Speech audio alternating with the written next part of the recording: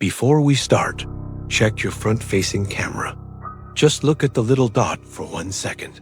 Now think about this. Every app on your phone can access that camera unless you manually turn it off. Most people haven't. And TikTok has been connected to 3 documented cases where someone was filmed through their phone, through their window, through their daily routine, and the footage ended up on the platform before they knew anyone was watching. Tonight, I'm telling you all 3. One involves a reflection inside someone's own video, a reflection showing a hallway that doesn't exist in her apartment. One involves an audio track that was saying people's names before they ever pressed play. And the last one, the one I could not stop thinking about for weeks, involves a woman who opened TikTok on a Thursday night and found a video of herself already on her For You page, filmed through her window, posted while she was sitting inside. 340,000 views before she even understood what she was looking at. Stay with me, because the detail that connects all 3 of these stories is something I'm saving for the very end. And once you hear it, you will not be able to unhear it. The comment said, "Why does the reflection behind you show a hallway that isn't in your apartment?" Read that again slowly. Not "there's something creepy in your video." Not "I think I saw something." Specific, deliberate, precise in a way that most people are not. A hallway that isn't in your apartment. That sentence was posted by a stranger on a video that had been live for less than an hour. And it is the beginning of everything I'm about to tell you. Her name was Kira, 24 years old, graphic designer by day, TikTok creator by night. She had 11,000 followers, not viral numbers, but real ones. People who watched because of her specifically, because of her voice, her timing, the particular way she reacted to things. She had a setup people recognized. A desk against the wall, a window behind her, and to the left. She always kept it half open for the air. Her followers knew that window. They'd commented on it. Her format was duets. She'd prop her phone, hit record, let a video play on the left, and react live on the right. Unscripted, unfiltered. The sense that she wasn't putting on something for a camera. She was just there, in that room. With you? That's what made what happened so hard to explain. On a night in October, she was scrolling her For You page when a video stopped her. The account was called Efromensididis. She noticed the name first. From inside, as if the house itself was where the sender was. No profile photo, no bio. One single video, uploaded 4 days earlier.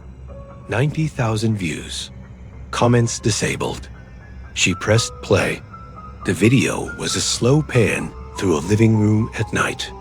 No lights on except a pale blue glow off screen. The camera moved slowly. There was no handheld shake, no human uncertainty. It was smooth in a way that felt considered. A lamp with its shade at a slight angle. A window with the blinds tilted just enough to let in a thin ribbon of orange streetlight. The camera paused on certain things, held them just a beat longer than felt natural. She had the creeping feeling she was watching someone take inventory. And then, at the very end, the camera reached a doorway. The room beyond was completely dark, the kind of dark that absorbs light. And standing in that doorway, right at the threshold, where the light reached and then stopped, there was a shape. She watched it 3 times. She could not determine if it was a person or a shadow. Across every frame, the shape did not move.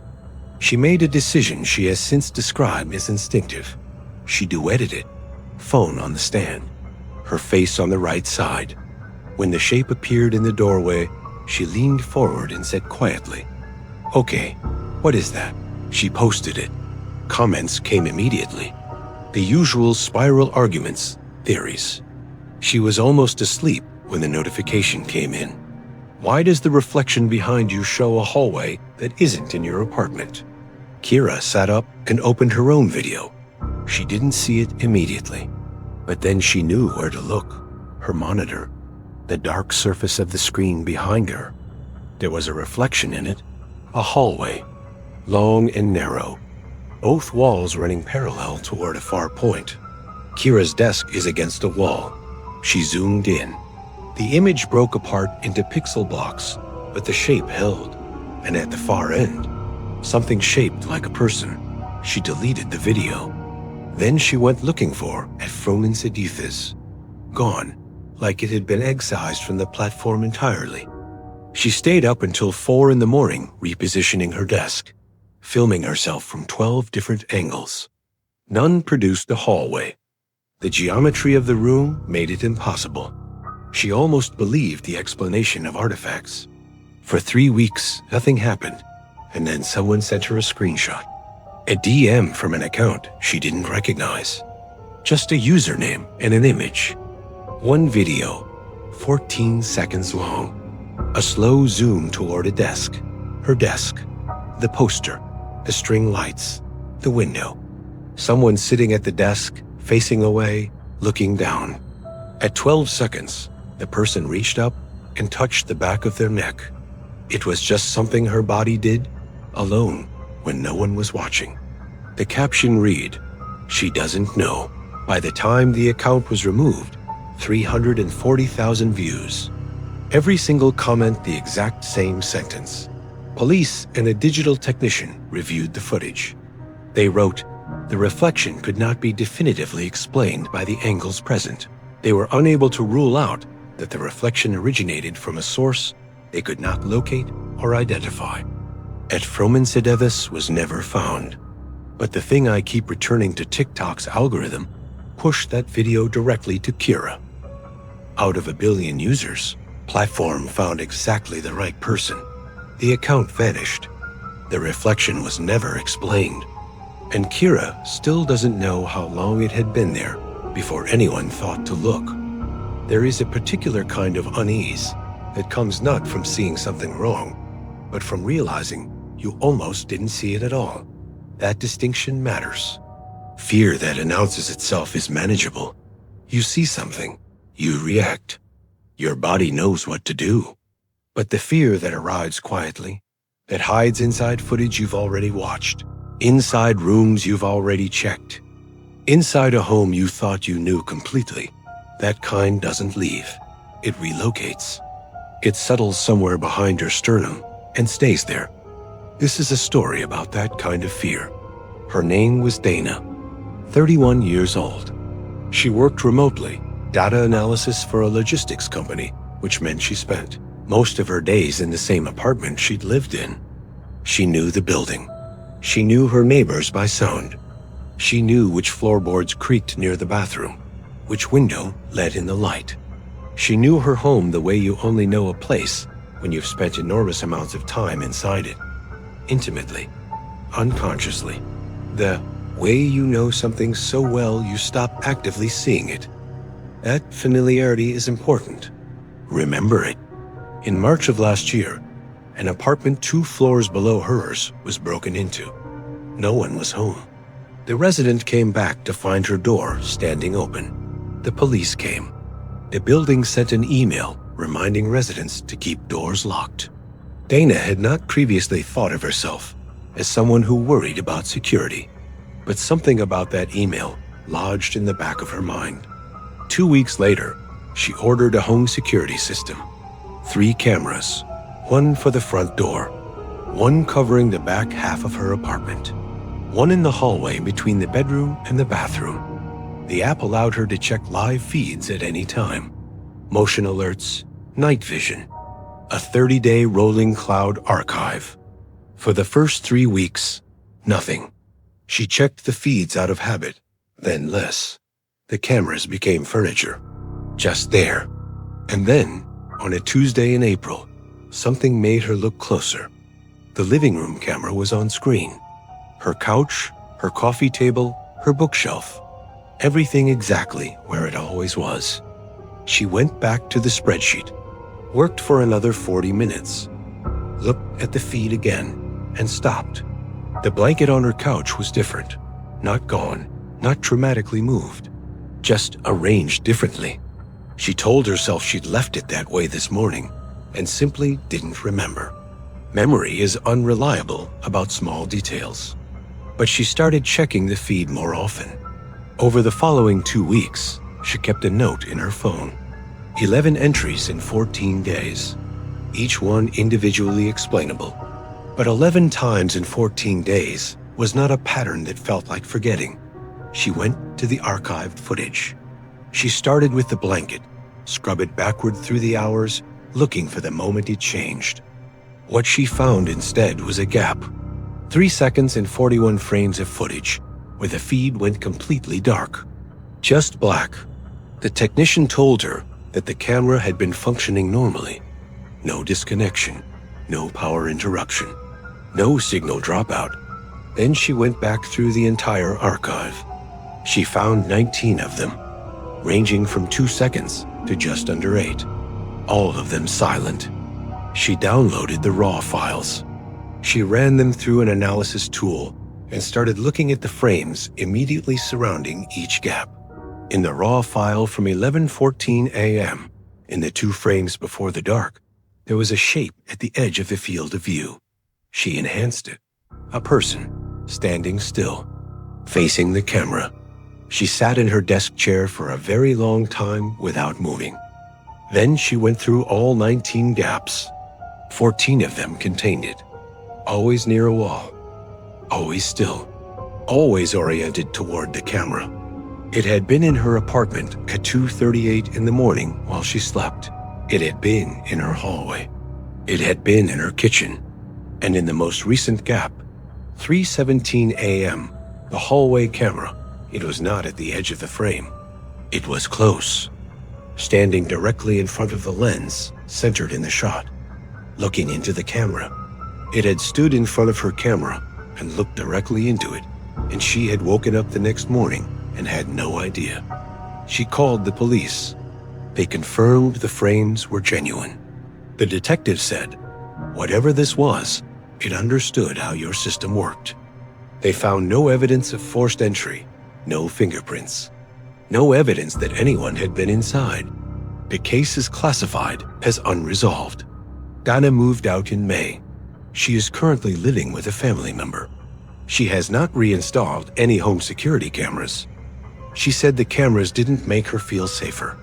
They had only shown her what had already been there.